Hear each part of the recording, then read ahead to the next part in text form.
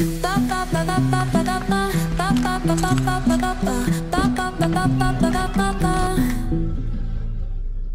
na tayo, pero sige lang, pasok pa rin tayo.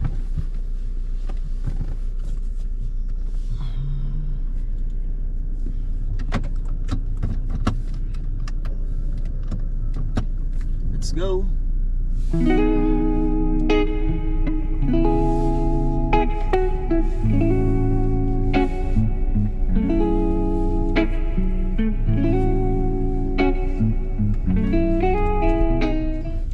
Kasi nag-alarm yung alarm clock ko eh.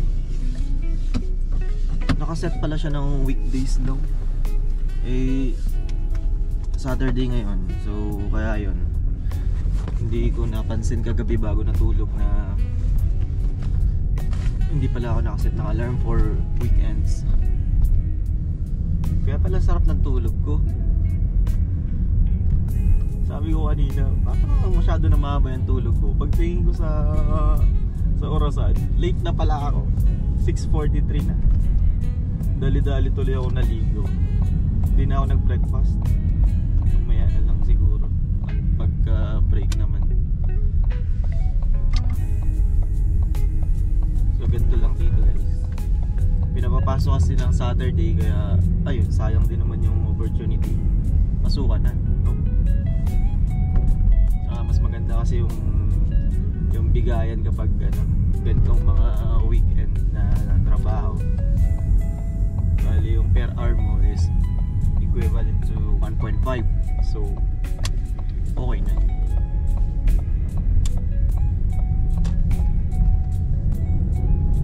Pero minsan ayun nga, nakakapanibago dito sa Canada.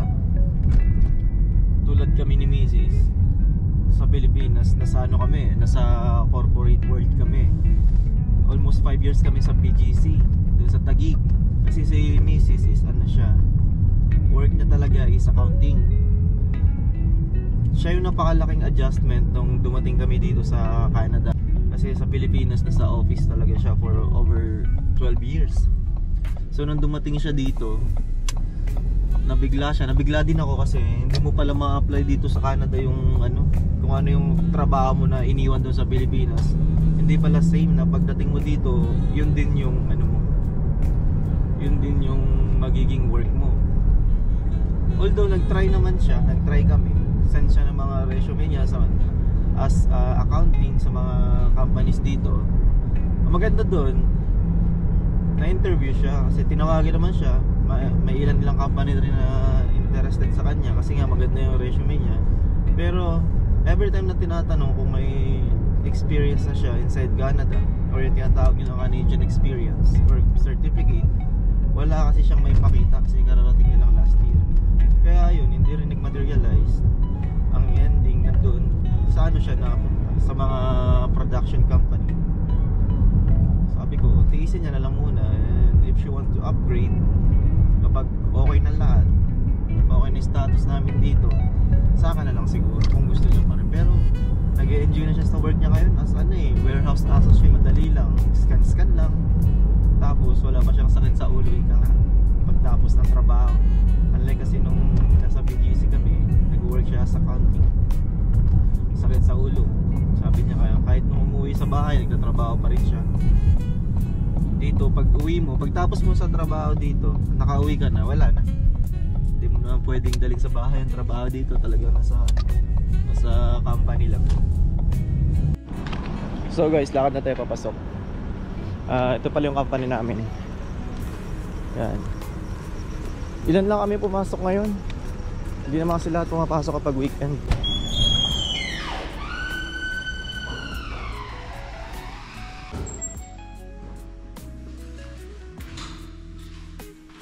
A few moments later.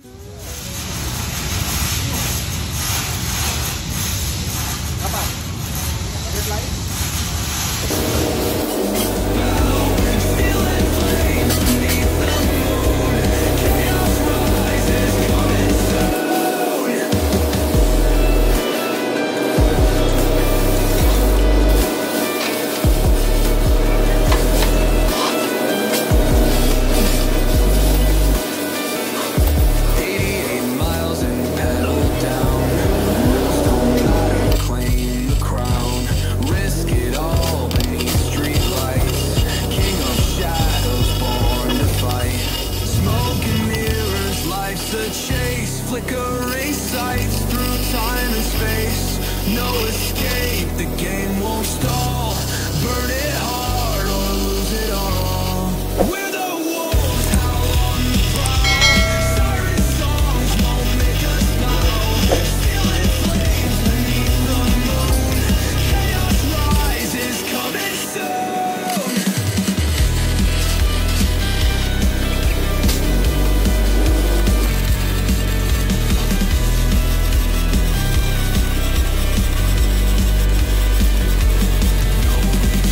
No backing out, gang ties deep without a doubt. Every scar's a point of pride. Violence paints the story's tide. Okay guys, break time. So, ito nga pala yung workplace namin. Today is Saturday at may pasok kami. Pupunta muna natin sa Paring Gilbert. Actually, konti lang kami ngayon eh. Kasi Sabado ngayon. Hindi naman lahat pumapasok kapag guys, Saturday. Dito tayo ngayon sa pwesto ni Paring Gilbert. Ayan. Itong ginagawa niya. Dito kasi magkakaiba kami ng mga toka sa trabaho. Kaya kung ano mapunta sa'yo, yun yung gagawin mo. Bibigyan ka lang ng instruction, tapos Paring Gilbert nga pala, taga ano yan? Pampanga. Guys, Shoutout ka naman sa mga taga Pampanga dyan. shoutout dyan sa mga taga Pampanga. Sana ayos lang kayo.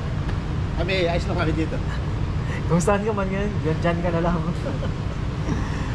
So yun guys, buhay namin dito bilang welder sa Canada.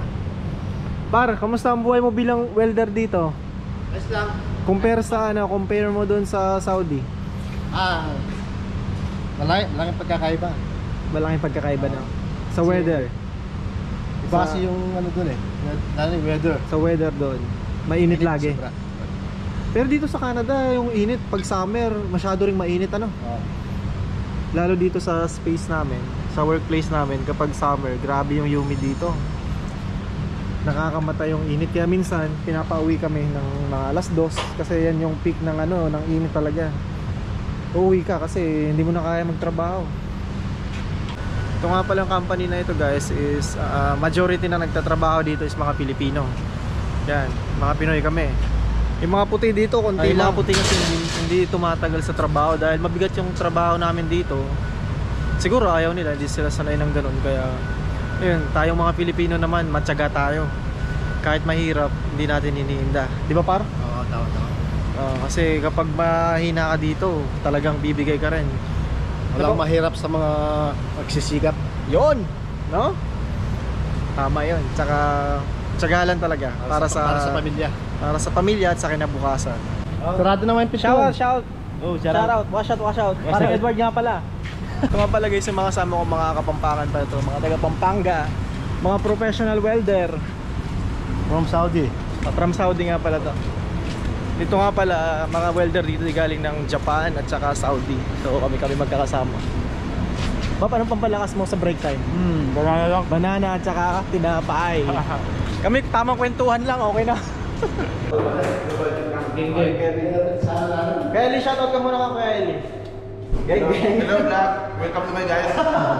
Parang Gilbert nga pala. Tulog lang, saka lang. So yun guys, uwian na. Natapos na naman yung 9 hours namin trabaho. Kasama ko nga pala si Paring Gilbert. Pupunta kasi kami doon sa bahay nila ngayon dahil bibigyan niya ako ng ano nga yun par? Dahon ng palaya. Dahon ng palaya at kamatis kasi meron siyang tanim. So yun, bago tayo umuwi, daan muna tayo sa kanila. Okay,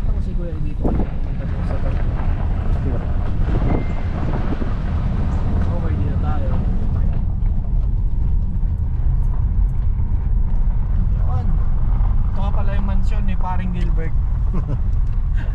Yung company ayun lang sa kabila lang, napakalapit lang Tapos punta tayo dito sa kanyang gulayan. Ayun. Mamimitas muna tayo ng gulay. Saan ang tanim mo dito par? Ayun. Ito yung kamatis. Ito pala yung kamatis na tanim nila guys. Dami malalaki pala par. Kulay green, pwede na yan. Kahit green pa no. Tapos ito yung ampalaya. Paano ba kunin yan? Talbos? Yung mismong dahon niya. Ah, dahon mismo ito, no? Sarap to ihalo sa ano eh. Sa tawag dito? Munggo. Munggo, yun, sa munggo. So guys, mangunguha muna tayo ng ano, ng talbos ng ampalaya dito kay Parang Gilbert. Tanim niya to. Makakalibre.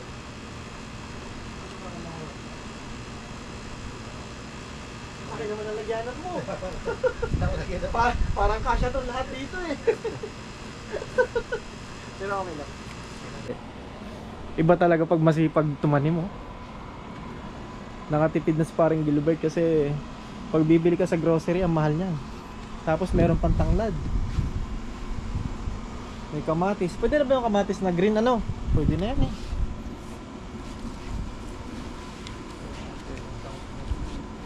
Nagtalbos din sila ng kangkong. Tapos buwa sila ka. Kung guys. Parang nasa Pilipinas lang tayo. Marami na natin par, tama na yan. Sarap yan sa sardinas, ano? Okay na yan. Yun guys, dami na oh. Nakalibre tayo ng ulam. Boy! Shoutout ka muna! Gagi. Shoutout muna, ito ating tropa, ngayon lang nakita. Ano yan? Ano itong laruan mo? Ay, timbre. Galing. Meron kang paglilibangan palang ganyan ha. Hindi na lumalabas ng kwarto. Kaya nga eh. Kaya pala hindi ka na lumalabas sa kwarto, meron ka nang pinaglalaruan. Hindi na kami nakikita yan. Hindi na? Pumunta ako boy kasi hingi ako kay Parang Gilbert ng ano, gulay. Marami pala siyang gulay dito. Tama na yan par, dami na masyado. Okay na yan. Ay, kamatis pa pala. Hingi natin ang kamatis par, yan na. Kahit yung green, pwede na yun. Oh, ang dami niya. Ayan. Batis eh. Ang dami nga oh, yun oh. Ang dami palang nakatago dyan oh.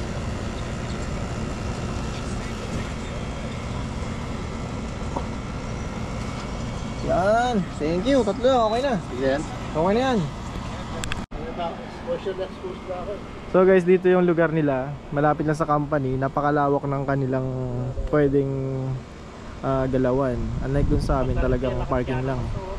So dito rin ako dati nakatira nung bago ako dito dumating sa Canada. So doon nga lang sa kabila. Ngayon sila yung naiwan dito. Oh, paalam na tayo. Okay guys, so hanggang dito na lang. See you na lang sa next video. At kung bago ka pala sa channel ko, please don't forget to subscribe and hit the notification bell button para updated ka sa mga next video.